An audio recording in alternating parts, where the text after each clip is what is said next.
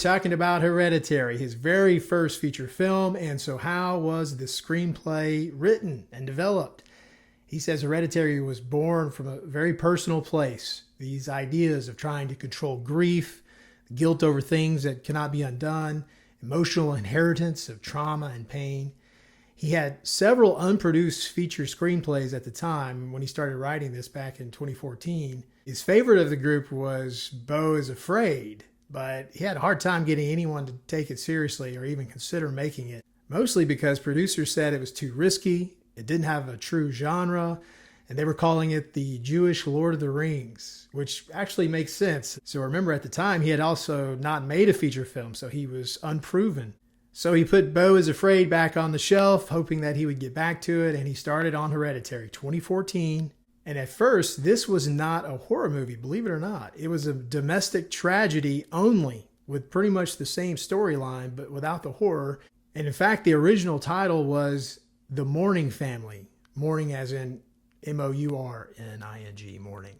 Aster says he was happy with his screenplay, but he felt like it could be so much better, and without even wanting to, he says that the horror just poured out and it made the story complete. It was a way to externalize so that we could all experience this internal collapse that was going on with the characters. He spent a lot of time researching occult lore, especially the demon King Paimon. And then A24 read a draft of the script in 2016 and greenlit the project. And obviously, this guy's an amazing talent. But remember, again, he was a first-time feature director. And they said, all right, we got your back. Let's do this. Let's go for it. And he says he spent his final few drafts of the screenplay before he locked it in, trying to slow it down.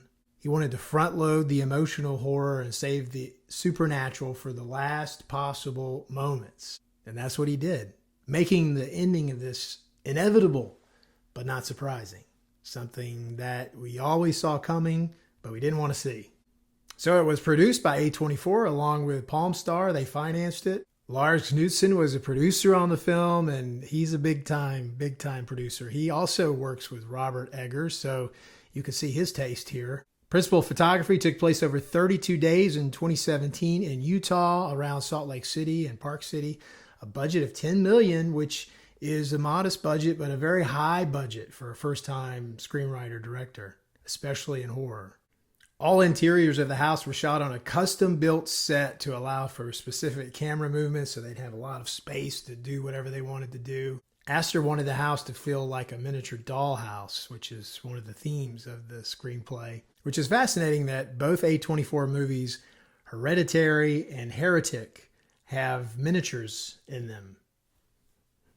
I don't know why that's interesting, other than they both start with an H and they're both A24 movies. So after they had everything in the can and they got back to start editing and they put a cut together, the original cut was huge. It went on and on and on. This slow burn movie, never really getting to the main point. And so he had to work very closely with his editor to do some hard things and kill the darlings, as they say. Cut it down. They fine-tuned the pacing so that it fit what we all expect when we sit down to watch a movie. This emotional build-up and then this payoff.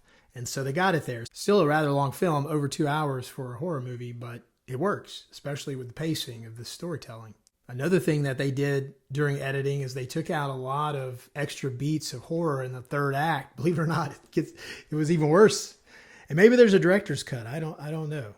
After all these years, I wouldn't be surprised if there is. I don't know that, though. But they did take out a lot of those horror beats so that it just wasn't so overwhelming and didn't come out as an over-the-top horror, to this family drama.